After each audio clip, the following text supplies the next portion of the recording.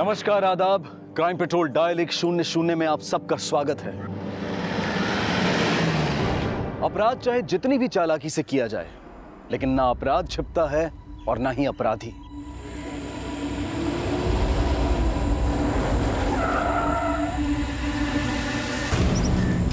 जैसी करनी वैसी भरनी का सबक उन्हें भी मिलता है जो किसी और के किए को छुपाने का अपराध करते हैं। 26 मार्च 2016 को कानपुर के शास्त्री नगर थाने की पुलिस को एक अधजला शव मिला। हत्या 25 मार्च 2016 को हुई थी। हत्यारा अभी तक मुखौटे में था और जिसकी हत्या हुई थी उस लड़की का नाम मीनल तिवारी था। शव मिलने के 5 दिन बाद शव की पहचान मीनल तिवारी के नाम से कर ली गई थी। लेकिन इस घटना के 2 महीने बाद भी अपराधी की कोई लीड नहीं मिली थी और यह केस बैकलॉग में चला गया। लेकिन जून 2016 से कानपुर के हर्षनगर इलाके में कुछ नई वारदातों का सिलसिला शुरू होने वाला था, जिसका कनेक्शन मीनल तिवारी की हत्या से भी जुड़ा था।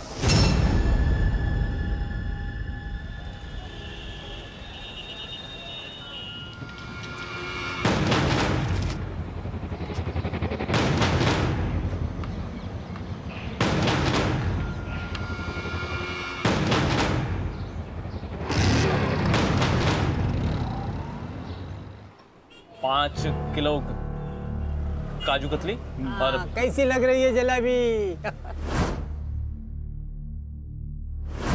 5 किलो रसगुल्ला और 2 किलो रसभरी डाल रहे 2 किलो रस भरी।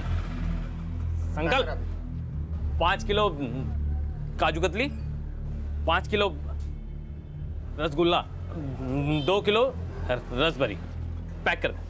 कार्ड स्वाइप करते हो ना? जी। अरे यार चले।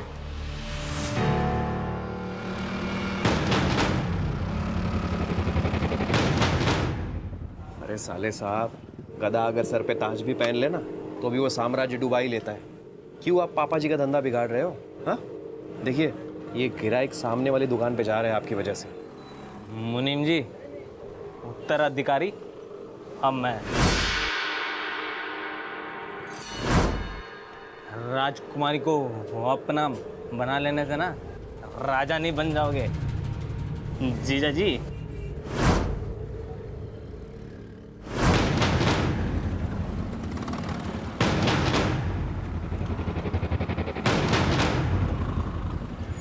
निकाल! अरे अरे रुको!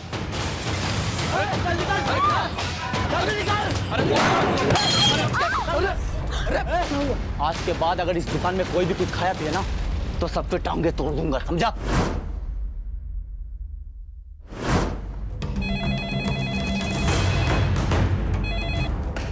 हेलो,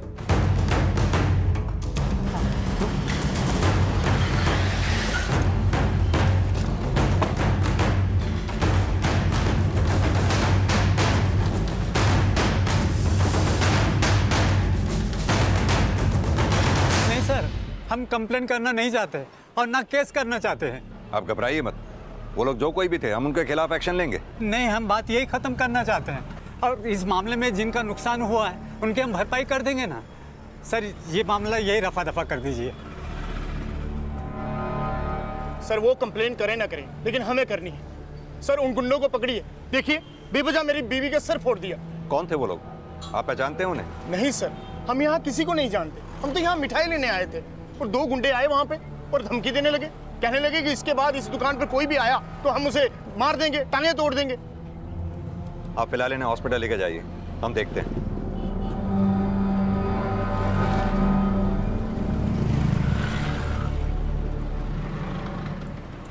साहब, सीसीटीवी फुटेज दिखाने से तो हम आपको मना नहीं कर सकते, लेकिन इस सीताराम के पछड़े से हमें दूर रखिएगा। ये जिन 2 गुंडों ने आपके पड़ोस में सीताराम की दुकान में तोड़फोड़ की, उनसे सारा बाजार डरता है क्या? सर गुंडों का तो पता नहीं, लेकिन इस सीताराम दुबे से पूरी बाजार में कोई भी बोलचाल नहीं रखना चाहता है साहब। ऐसा क्यों? सर इसके बारे में क्या पता है साहब? बड़ा ओछा बुड्ढा है साहब। अपनी बीवी मरी तो उसकी 13वीं मनाती अपने लिए दूसरी बीवी लेके आया। साहब ये सीताराम की बीवी उसकी बेटी से 6-7 साल छोटी है। मुझे लगता है कि वो गुंडे सीताराम की बीवी को जानते हैं, जिसको सीताराम कैसे भगा के लाया है।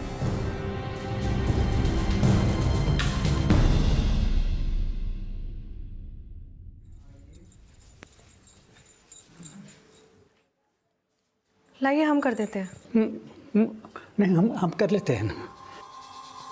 हल्दी वाला दूध ले आए आपके लिए।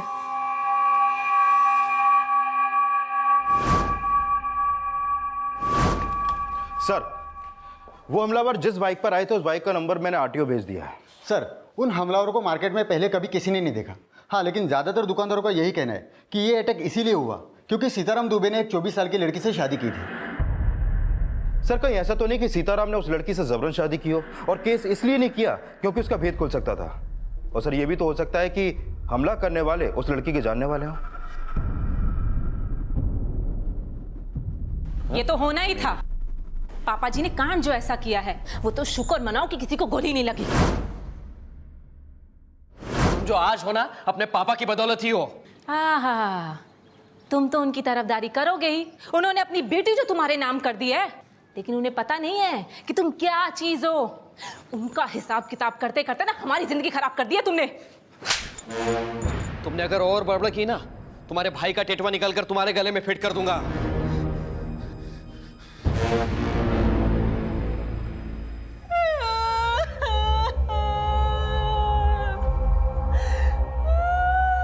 मम्मी, और जोर से अभी तक किसने सुना नहीं है।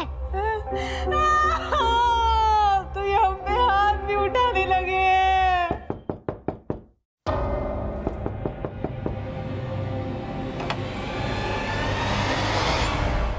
हमें सीताराम और उनकी पत्नी श्रद्धा से बात करनी है। हाँ, हम बुलाते हैं उनको। बुलाइए।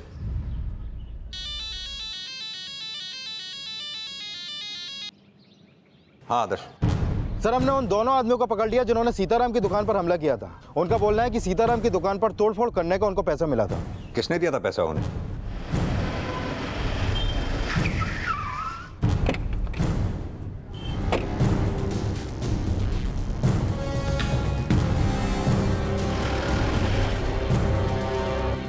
मालिक, श्यामदास सेठ को पुलिस पकड़ के क्यों ले गई?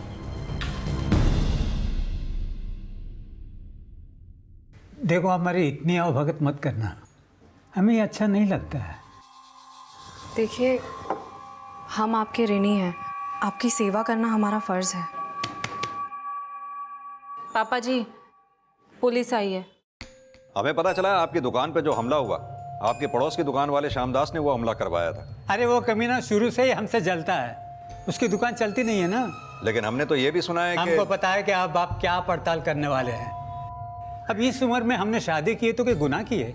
हमने ऐसा कब कहा? लेकिन क्या ये शादी आप दोनों की रजामंदी से हुई थी? हाँ, दरअसल हमारी स्वर्गवासी पत्नी की आखिरी इच्छा थी कि हम उसके मरने के बाद में दूसरा घर बसा ले, और इसीलिए तो हमने matchmaker.com पे अपना शादी का रजिस्ट्रेशन करवाया। और श्रद्धा ने तो खुद हमें पसंद किया है। क्या ये सच है? जी सर। श्रद्धा ने पुलिस से यही कहा था कि ये शादी उसकी मर्जी से हुई थी, लेकिन 24 वर्षीय श्रद्धा का 63 वर्षीय सीताराम के साथ शादी करना एक ऐसा रहस्य था जो बहुत जल्द एक ऐसे केस को जन्म देने वाला था जिसका कनेक्शन 2 महीने पहले हुई मीनल तिवारी की हत्या से भी जुड़ा था। सर, सीताराम जी आए हैं। वो कह रहे हैं उनकी पत्नी श्रद्धा कहीं मिल नहीं रही है। बुलाओ उन्हें। सर, श्रद्धा रोज सुबह 7 बजे केशव नगर मंदिर जाती है और 8 बजे तक घर वापस आती है। अब शाम होने को आई, अब तक उसका कोई पता नहीं चला।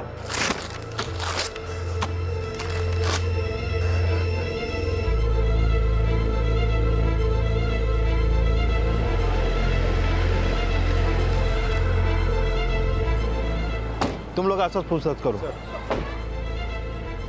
ये लड़की यहाँ पर आए थे? हाँ साहब, ये लड़की रोज यहाँ आती है, लेकिन आज नहीं आई। इसके पति सीताराम जी भी इसके बारे में पूछ के गए।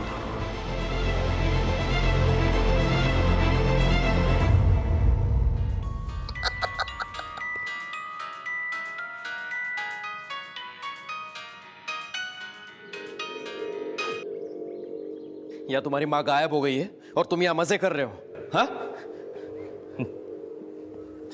जीजा जी, हमारी माँ तो महीनों पहले ही भगवान को प्यारी हो गई। अच्छा, तो तुम उनको अपनी माँ मानते ही नहीं हो ना। उल्टा पापा जी से जलते हो कि तुम्हारा ब्याह करने के बजाय उन्होंने अपना ब्याह कर लिया है। कि ऐसा तो नहीं कि तुमने ही सासू माँ को गायब कर दिया है? तुम्हें बहुत अफसोस हो रहा है ना? यही बुरे खिलाती थी तुमको वो? सर, श्रद्धा का फोन सुबह 7 बजे हर्षनगर में बंद हुआ, जहां पर सीताराम का घर है। मैंने भी मंदिर में पता किया, लेकिन वो आज सुबह मंदिर भी नहीं पहुंची। मंदिर और घर के बीच में उससे रिलेटेड कोई लीड भी नहीं मिली। श्रद्धा ने कहा था उसने सीताराम से शादी अपनी मर्जी से की थी। एक 24 साल की लड़की का 63 साल के आदमी से शादी करने का फैसला खुद का होगा। हो सकता है श्रद्धा इस शादी से खुश ना हो, इसलिए भाग गई हो। सर, गौतम नगर में श्रद्धा की माँ का घर है, लेकिन वो अपने मायके भी नहीं पहुंची। मैं श्रद्धा की मां से मिलता हूं, तुम सीताराम के घर उसके नौकरों से पूछताछ करो, शायद पता चले श्रद्धा क्या वाकई इस शादी से खुश थी या कहानी कुछ और ही है। सर,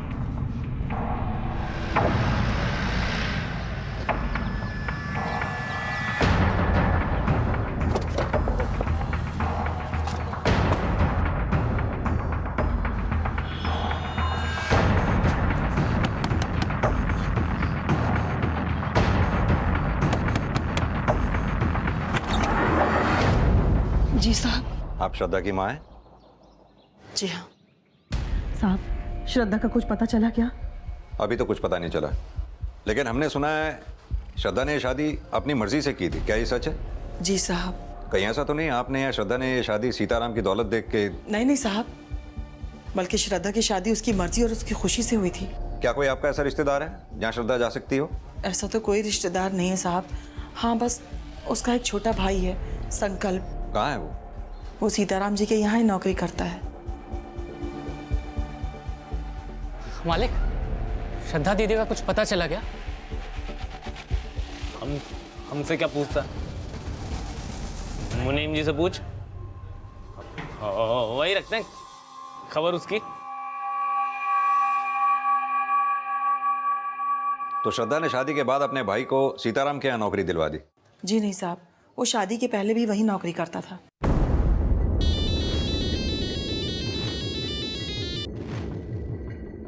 हाँ आदर्श। सर, मेरी सीताराम के घर के नौकरों से बात हुई, उनसे एक इन्फॉर्मेशन मिली है।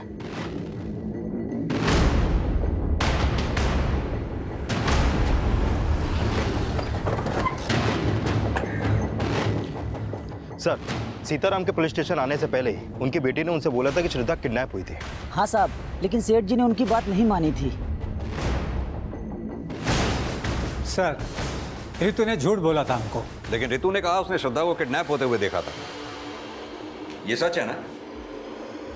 सर, वो पापा जी। सर, जाने दीजिए। क्या जाने दीजिए? जो भी बात है साफ साफ बोलिए। सर, आप चुप रहिए। आपने श्रद्धा को किडनैप होते हुए देखा था? हाँ सर, लेकिन पापा जी ने हमारी एक बात नहीं सुनी। वो तो हमें झूठा समझते हैं। इनको तो हमारी किसी बात पे यकीन नहीं होता। कहाँ किडनैप हुई थी श्रद्धा? सर, वो केशव नगर में एक सफेद रंग की गाड़ी थी और कुछ लोग उसे उठाकर लेके जा रहे थे।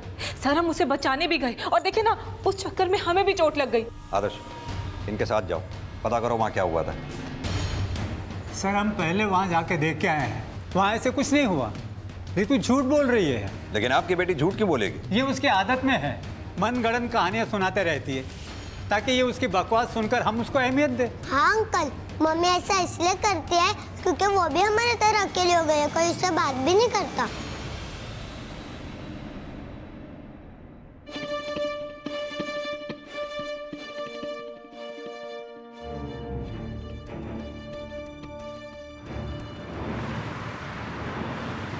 सर, एक मिनट। हाँ सर, यही वो जगह है जहाँ से श्रद्धा गायब हुई थी।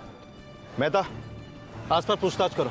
सर, जब किडनैपिंग हुई क्या टाइम हो रहा होगा? सर, वही करीब 7, सवा 7 बजे। श्रद्धा मंदिर जा रही थी और हम सुबह सुबह की वॉक करके घर लौट रहे थे। सर, हम घर जाएं? हमारा छोटा बच्चा है ना, उसे भूख लगी होगी। ठीक है, आप जाइए।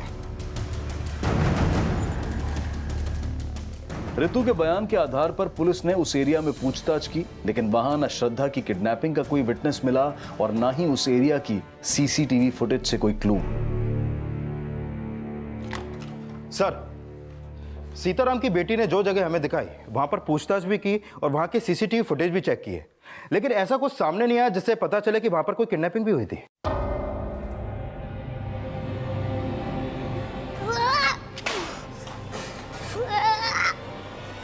अरे चिंटू क्या कर रही है, क्या कर रहा है तू? नहीं बेटी ये अरे ये कैसा सुनो चिंटू, क्या है? शांत हो जाओ।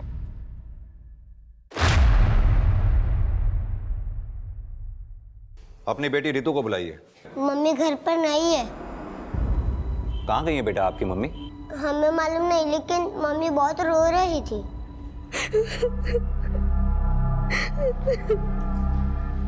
मम्मी, या तो कोई नहीं है, आप किसको दिखाने के लिए रो रही हो?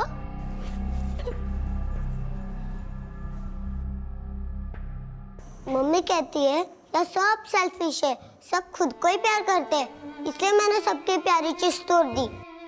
इनकी वजह से कोई किसको टाइम भी नहीं दे पाता है। रितु को फोन लगाइए, हमें उससे बात करनी है।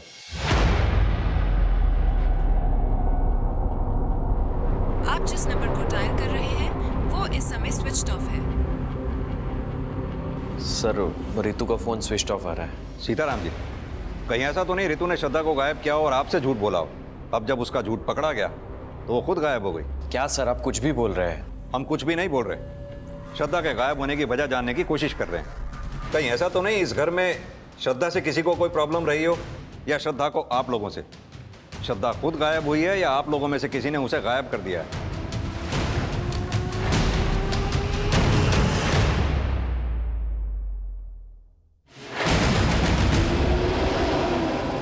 श्रद्धा की फिलहाल कोई लीड नहीं थी, लेकिन जल्द ही रितु का गायब होना भी रहस्य बन गया और एक चौंकाने वाला खुलासा हुआ।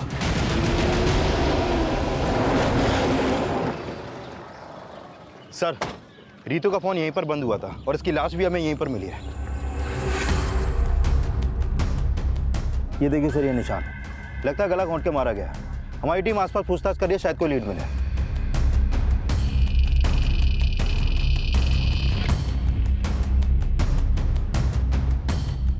फॉरेंसिक टीम कब तक आ रही है? बस आने वाली है सर। सर, इन्होंने रितु के साथ यहाँ किसी औरत को देखा था। पहले तो इस औरत को हमने यहाँ अकेला देखा था।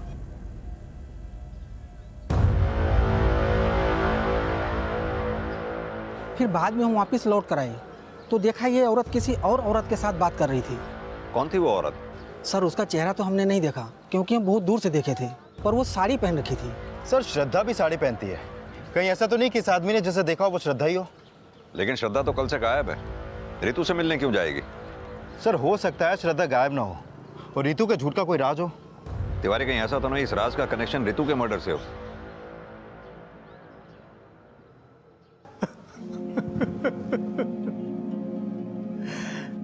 रितु का मर्डर हो गया। अंकल, मम्मी कहाँ है? उनको कुछ नहीं हुआ है ना अंकल? बेटा तुम्हारी मम्मी हम सब लोगों को छोड़कर भगवान के पास चली गई है। मुझे मालूम है, आप सबने मम्मी को भगवान के पास भेजा है। आप मम्मी से प्यार नहीं करते थे। चिंटू, आप लोग चिंटू के बात का गलत मतलब मत निकालना। वो अपने मम्मी से बहुत प्यार करता है। लेकिन क्या आप लोग रितु से प्यार करते थे? रितु का आपकी बीवी श्रद्धा के साथ कैसा रिश्ता था? सर हम सब लोगों का रिश्ता अच्छा ही है। मुझे तो लगता है कि श्यामदास की तरह किसी दूसरे ने हम लोगों के ऊपर चिढ़ निकाली है अपनी, इसलिए पहले मेरी सासू माँ गई और अब रितु का मर्डर हो गया। अगर कोई घर वाला नहीं तो बाहर वाला कौन कर रहा है ये सब? नहीं, ये हमें नहीं पता सर। हमें तो श्रद्धा की फिक्र हो रही है, कहीं उसका भी कोई।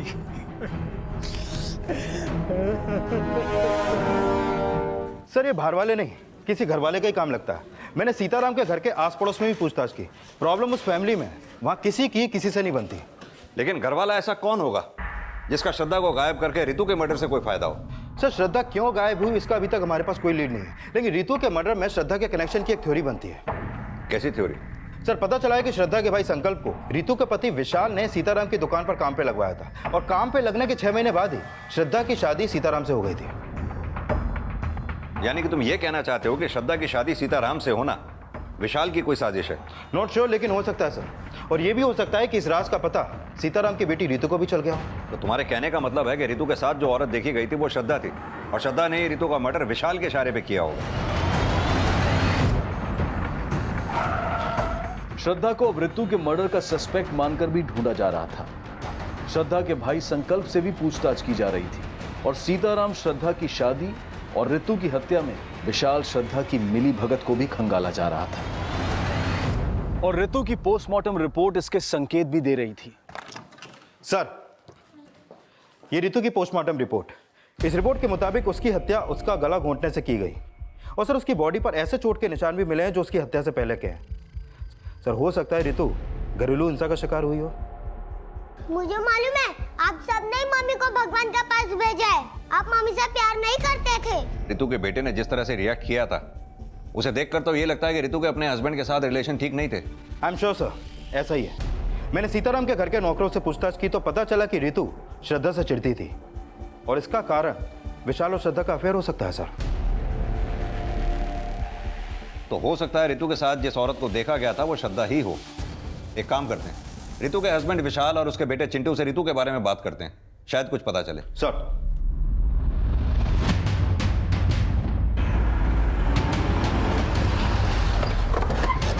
To into 1 is equal to 2, 2 into 2 is equal to 4।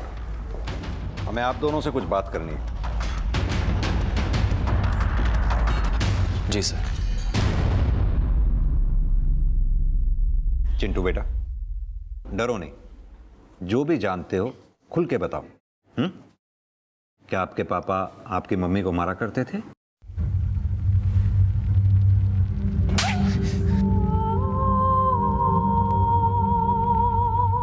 Sir मैं मानता हूं कि मैंने उसको 2-3 बार मारा है, लेकिन कभी इतना भी नहीं मारा सर कि उसको इतना गहरा घाव हो जाए, बल्कि वो खुद अपने आप को पीटती थी सर। रितु खुद अपने आप को क्यों पीटेगी? वो इसलिए ऐसा करती थी कि वो चाहती थी कि सब लोग उसको तवज्जो दें। लेकिन तुम्हारा बेटा तो बोल रहा है कि तुम रितु को मारा करते थे। सर वो तो खुद अपनी माँ की देखम देख में अपने आप को चोट लगा लेता था। उसने कुछ दिनों पहले अपने हाथ को चोट लगा दी थी। सर वो भी यही चाहता था कि सब लोग उसके आओ भगत में लगे रहें। चाहिए तो पूछ लीजिए सर आप उससे। चिंटू बेटा, आपको डरने की कोई जरूरत नहीं। जो कुछ भी आप जानते हो सच सच बताओ, हम आपसे कुछ नहीं कहेंगे। हाँ अंकल, हमने ही अपने हाथ पे चोट लगाई थी। रितु, इसे केसर का दूध पिला देना। पापा जी, डॉक्टर ने पहले बोला है उसे खाना खिलाने के लिए और उसी के बाद तुरंत दवाई। इसे खाना खिला देते हैं। नहीं, हम अपनी मम्मी के हाथ से ही खाना खाएंगे।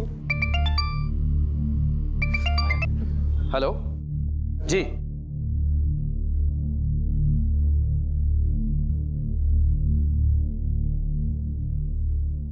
ये चोट तुमने अपने आप लगाई है ना? देखते ही पहचान गए थे। आखिरकार खून तो अपनी माँ का ही हो, हाँ? और हाँ, अगली बार अपनी आप भगत करानी हो ना तो अपनी मामा का सर फोड़ के आना, तो गोदी में बैठा के खिलाएंगे, समझे? चलो अब मुंह खोलो, लो दूसरा भी मम्मी के हाथ से ही खाएंगे। लेकिन क्यों बेटा? क्योंकि घर में हमसे कोई बात नहीं करता था। जब चोट लगी तब सब प्यार करने लगे, बाद में वापस वैसा ही हो गया। लेकिन आपसे ऐसा करने के लिए किसने बोला? किसी ने भी नहीं। जब हमने देखा कि मम्मी खुद को बेल्ट से मारी थी और नाना जी और पापा को कहा कि पापा जी, ये अमित ने हमें बेल्ट से मारा। उसने कहा कि हम चिंटू और विशाल जी को लेके यहाँ से चले जाएं, और अगर हम इस घर से नहीं गए ना तो वो हमें जान से मार देगा।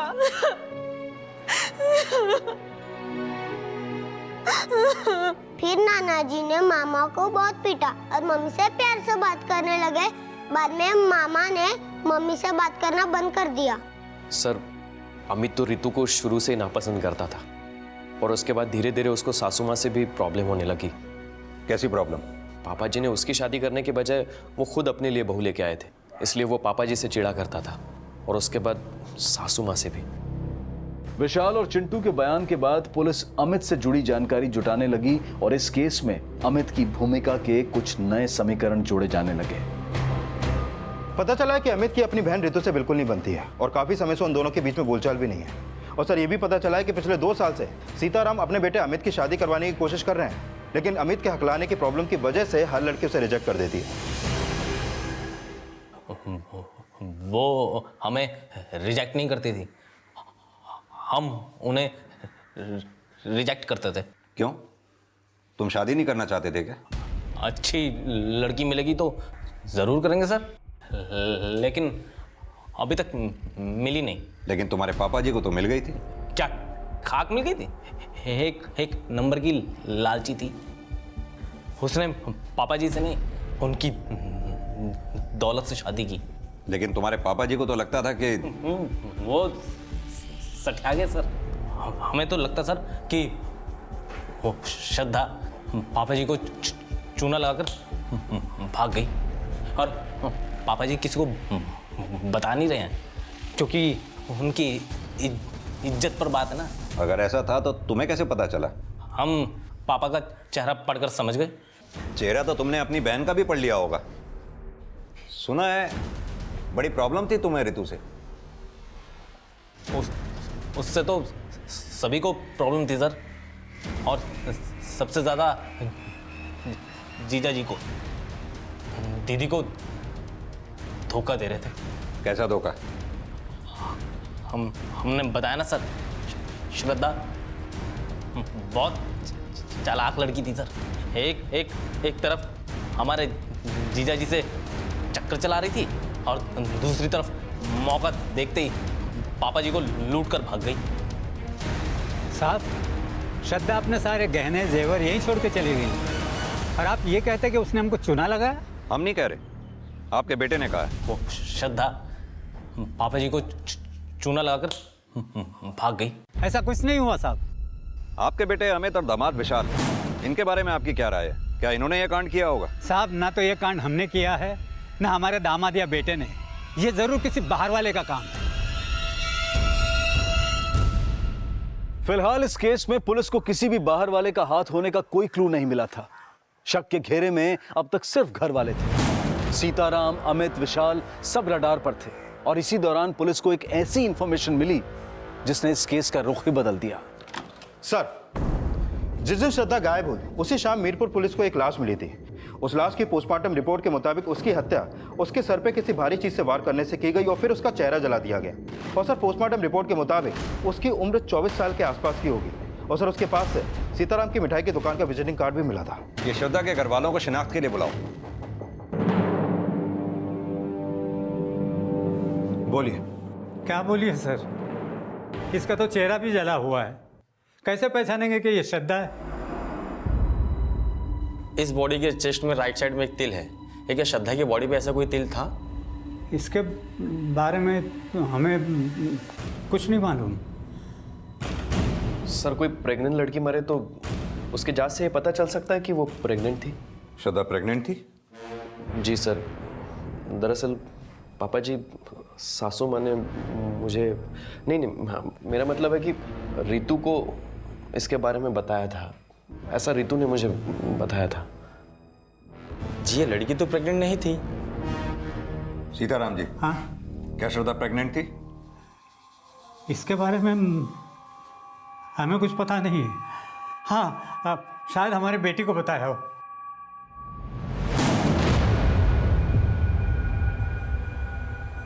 सर, हो सकता है रितु ने विशाल से झूठ बोला हो, क्योंकि झूठ बोलना रितु की फितरत में था।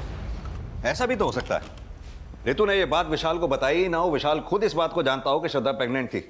तुमने नोटिस नहीं किया विशाल ने अपनी बात को कितनी स्मार्टली घुमा दिया था कि उसे श्रद्धा की प्रेगनेंसी की बात रितु ने बताई थी। सर मैंने श्रद्धा की माँ से भी बॉडी की शिनाख्त करवाई, लेकिन उसने भी मानने से मना किया कि वो बॉडी श्रद्धा की है। और सर, उसने ये भी कहा कि श्रद्धा की चेस्ट पे कोई तिल नहीं था। क्या श्रद्धा की माँ ये बात जानती थी कि श्रद्धा प्रेग्नेंट थी? नहीं सर। यानी श्रद्धा की माँ को ही नहीं, बल्कि श्रद्धा के पति सीताराम को भी श्रद्धा की प्रेगनेंसी के बारे में पता नहीं था। मुझे लगता है अगर श्रद्धा प्रेग्नेंट रही होगी तो जरूर वो सीताराम की वजह से तो नहीं रही होगी। तो सर, क्या अमित का शक सही था? वाकई में विशाल और श्रद्धा के बीच में कोई अफेयर रहा होगा? हमें चाकू दिखा के नाटक कर रहा था ना। अब तो हम तो पक्का जान चुके हैं कि श्रद्धा रानी पापा जी की नहीं, आपकी रानी थी। वो देखो अमित, हमारा मुंह मत खुलवाओ, नहीं तो क्या? बकवास बंद करो। क्या? हाँ, क्या कर लेंगे? अगर श्रद्धा और विशाल का अफेयर था तो श्रद्धा कहाँ है ये विशाल को जरूर पता होगा। विशाल पे नजर रखो, श्रद्धा के भी पास प्रेजेंट को अच्छी तरह से खंगालो। श्रद्धा गायब नहीं हुई है, शायद कहीं छुपी हुई है। सर माना श्रद्धा कहीं छिपी हुई है, लेकिन मीरपुर पुलिस को जो डेड बॉडी मिली है, अगर वो श्रद्धा की नहीं है तो उसके पास से सीताराम स्वीट्स के विजिटिंग कार्ड मिलने का क्या राज है? इस केस में ऐसे कई और राज भी थे जो परत दर परत खुलने वाले थे, लेकिन जल्द ही मीरपुर पुलिस ने उस बॉडी की पहचान पता कर ली जिससे पहले श्रद्धा की लाश समझा जा रहा था। बॉडी का डीएनए होना अभी बाकी था, लेकिन लड़की की पहचान सोनम शर्मा के नाम से उसकी मां मीनाक्षी शर्मा द्वारा की गई। जब हर्षनगर पुलिस सोनम की मां मीनाक्षी से मिली तो सामने आया कि सोनम का सीताराम स्वीट्स में भी अक्सर आना जाना था। मीरपुर पुलिस को इस लड़की की लाश मिली थी। उनका कहना है इस लड़की का अक्सर आपकी दुकान पर आना जाना था। सर यहाँ तो रोज कई ग्राहक आते जाते रहते हैं, अब पता नहीं ये आती थी या नहीं। सर, इस लड़की को हमने कई बार यहाँ देखा है। वो बड़े मालिक से मिलने आई थी। तुम श्रद्धा के भाई संकल्प हो ना? जी जी। बड़े मालिक कौन? सीताराम? जी सर। उनसे क्यों मिलने आती थी? अब ये तो हमको नहीं पता सर। अच्छा, हमें पता चला है सीताराम के दामाद विशाल ने तुम्हें यहाँ नौकरी पे रखवाया था। क्या विशाल श्रद्धा को पहले से जानता था? नहीं सर, वो हमको जानते थे और हमको ये बात समझ में नहीं आई कि श्रद्धा दीदी ने बड़े मालिक से शादी क्यों की। हम तो शादी के खिलाफ थे और माँ दीदी के सामने हमारी एक भी नहीं चली। ठीक है, जाओ।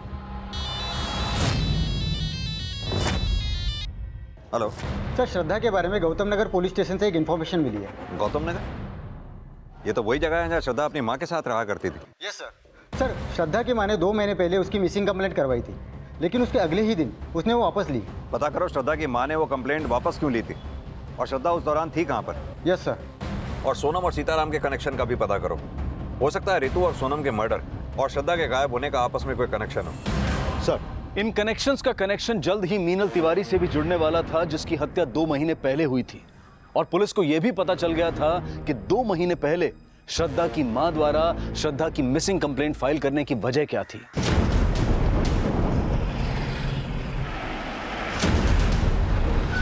साहब, दरअसल उस दिन श्रद्धा हमको बिना बताए अपनी किसी सहेली के घर चली गई थी और हमें लगा कि वो कहीं खो गई, इसलिए हमने पुलिस कंप्लेंट की। लेकिन जैसे ही श्रद्धा घर वापस आई, हमने वो कंप्लेंट वापस ले ली थी। झूठ बोल रही हैं आप। श्रद्धा उस दिन अपनी किसी फ्रेंड के यहाँ नहीं गई थी, बल्कि बिष्णुपुरा में एक मैटरनिटी क्लिनिक में अपना इलाज करवा रही थी। ये उस क्लिनिक के पेपर हैं। श्रद्धा वहाँ इलाज इसलिए करवा रही थी क्योंकि उसका रेप हुआ था। रेप? नहीं सर, हमें नहीं पता कि श्रद्धा का रेप हुआ था। कहीं ऐसा तो नहीं कि आपने श्रद्धा का रेप किया और उसकी माँ को पैसे देकर उसका मुंह भी बंद कर दिया और श्रद्धा से शादी भी कर ली? नहीं साहब, हम इतने भी गए गुजरे नहीं है, बल्कि हमें ये सुन के धक्का लग रहा है कि हमारी बेटी के साथ इतना बुरा हुआ और उसने हमें कुछ भी नहीं बताया।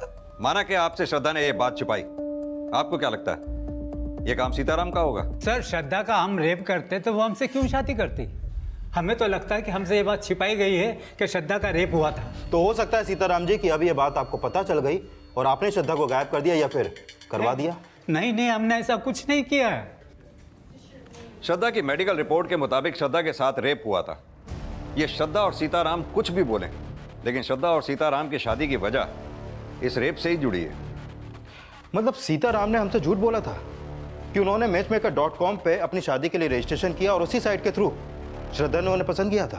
ये श्रद्धा और सीताराम के मैचमेकर.com के अकाउंट्स को चेक करवाओ। सच क्या है खुद ब खुद सामने आ जाएगा।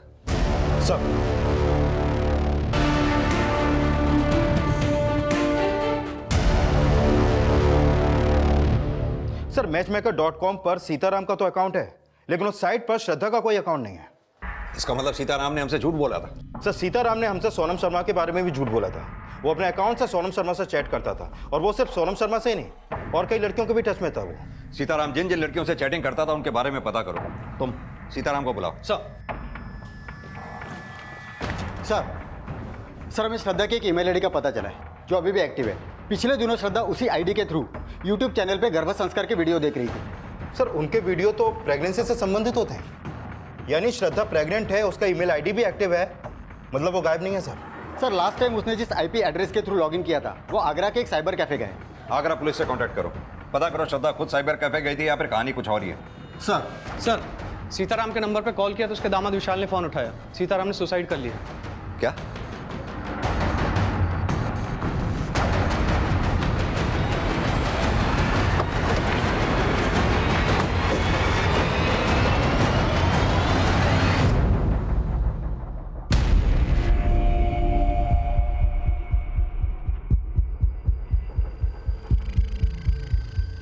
मैं सीताराम दुबे स्वीकार करता हूँ, मेरी वजह से श्रद्धा की ज़िंदगी बर्बाद हुई और मैं कई और लड़कियों का दोषी हूँ। मैं अपना गुनाह कबूल करता हूँ, इसीलिए आत्महत्या कर रहा हूँ। सीताराम दुबे। क्या सीताराम ने वाकई आत्महत्या की थी? फिलहाल इसकी जांच चल रही थी, लेकिन सुसाइड नोट में श्रद्धा के अलावा जिन लड़कियों का नाम आया था वो कौन कौन थी?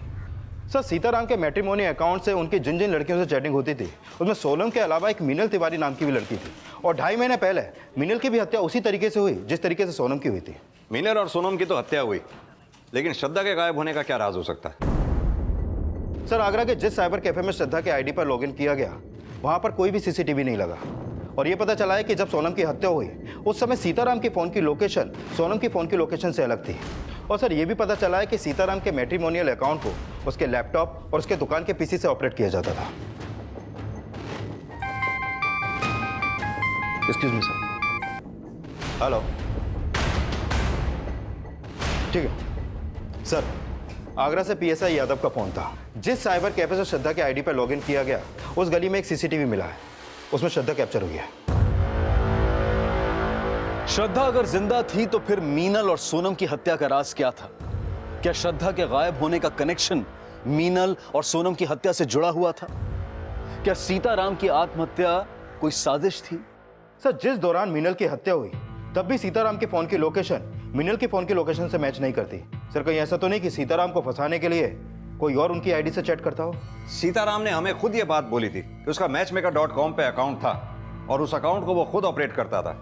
वहीं दूसरी तरफ भीष्मनगर मैटरनिटी क्लिनिक वालों ने भी ये साफ किया था कि श्रद्धा के साथ रेप हुआ था। सर, ऐसा भी तो हो सकता है कि श्रद्धा की कोई चाल हो, वो सीताराम को ब्लैकमेल कर रही हो, और इसमें उसका साथ विशाल ही नहीं बल्कि उसका भाई संकल्प भी उसका साथ दे रहा हो। इन सबको अच्छी तरह से खंगालो, और सीताराम के बेटे अमित को भी। सर,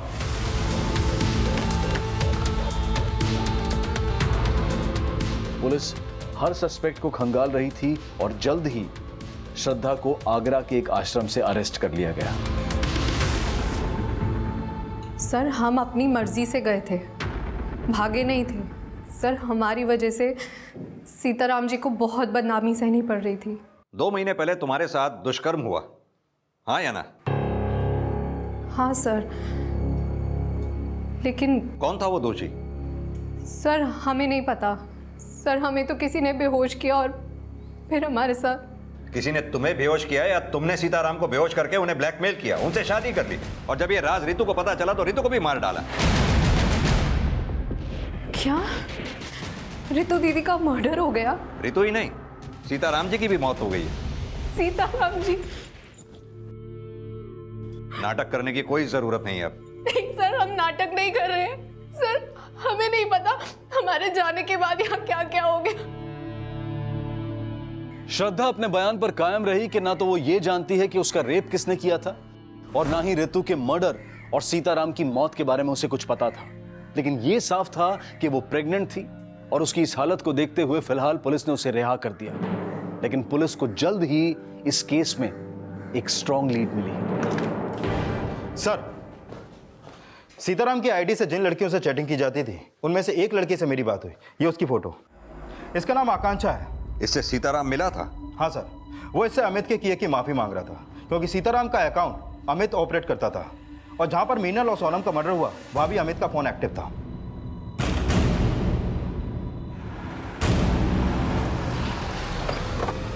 हमने जो भी किया सर, अपने बाप के कहने पे किया सर।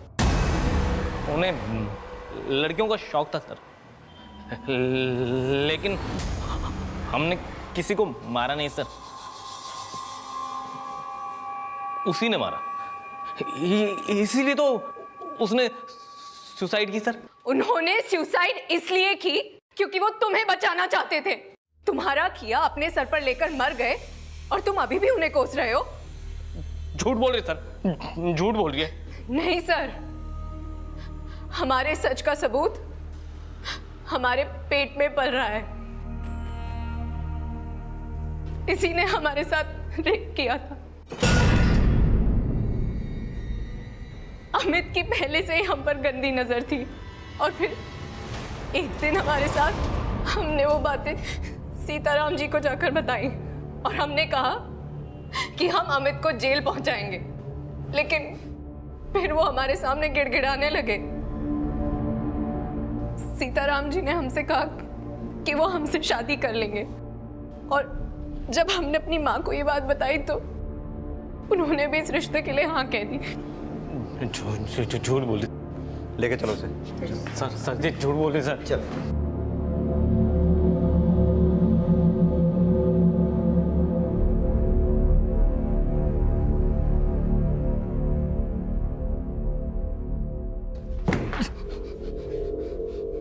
हमें लड़कियों से नफरत है, सब सेल्फिश होती हैं, सबको सिर्फ पैसे से प्यार होता है। मीनल और सोनम ये बात जानती थी कि तू अपने बाप के अकाउंट से उनसे चैट करता था? हाँ, और उनको कोई ऐतराज भी नहीं था, सब हमसे रिश्ता रखे हुए थे, क्योंकि हमारा बाप पैसे वाला था ना। लेकिन हमने किसी को चेप नहीं होने दिया, लेकिन जब मीनल चेप हुई तो उसको मार दिया।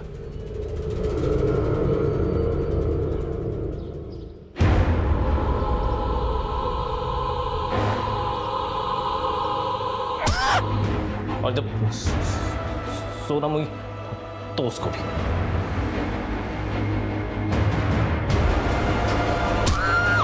हमारा बस चलता तो हम श्रद्धा को भी मार देते। लेकिन अपनी बहन रितु को क्यों मारा? हमने रितु को नहीं मारा। अमित ने रितु का मर्डर नहीं किया था, और सीताराम की पोस्टमार्टम रिपोर्ट और सुसाइड नोट पर मिली हैंडराइटिंग के सीताराम की हैंडराइटिंग से मैच होने की वजह से यह माना जा रहा था कि सीताराम ने आत्महत्या ही की होगी। लेकिन रितु की हत्या किसने की थी? सर, श्रद्धा की मां लक्ष्मी की एक इंफॉर्मेशन मिली है। जिस दिन रितु का मर्डर हुआ उसकी फोन की लोकेशन उसी एरिया की थी जहां पर हमें रितु की लाश मिली। तो हो सकता है रितु के साथ जो औरत देखी गई थी वो श्रद्धा की मां ही हो। साहब, हमसे भूल हो गई साहब। जब रितु गायब हुई तो हमें पता चला कि आप लोगों को रितु पे शक है, क्योंकि उसने आप लोगों से झूठ बोला था कि श्रद्धा किडनैप हो गई थी, और तब हमने रितु का पीछा किया।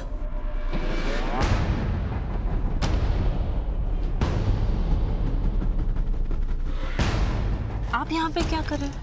मेरी श्रद्धा कहाँ है? हमें नहीं पता कि श्रद्धा कहाँ है। आप हमसे क्यों पूछ रही हैं? देखो, मैं फिर से तुमसे पूछ रही हूँ और अच्छे से पूछ रही हूँ कि श्रद्धा कहाँ है, तुम बता दो मुझे। हम नहीं जानते कि श्रद्धा कहाँ है। तू बोलेगी कि नहीं? अरे मेरे हाथ छोड़, क्या कर रही हो? साहब, तब हमें अपनी बेटी की फिक्र थी, इसलिए। तुम्हें अपनी बेटी की फिक्र थी कब? उसका रेप हो गया, उसे इंसाफ दिलाने की बजाय उल्टा उसी घर में ब्याह दिया जिस घर में उसका रेपिस्ट रहता था।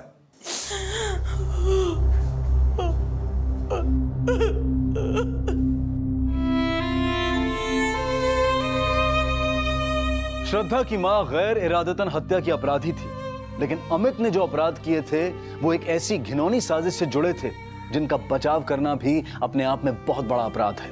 और सीताराम की आत्महत्या उसी कायरता का परिणाम थी जो वो लगातार अमित के अपराध छिपाकर करता आ रहा था। हम उम्मीद करते हैं कि चिंटू का भविष्य उन अपराधों से बेअसर रहे जिसका भागीदार कहीं ना कहीं उसका पूरा परिवार था। अब मैं अनूप सोनी आपसे विदा लेता हूं, फिर मुलाकात होगी अगले एपिसोड में एक और चौंका देने वाले केस के साथ।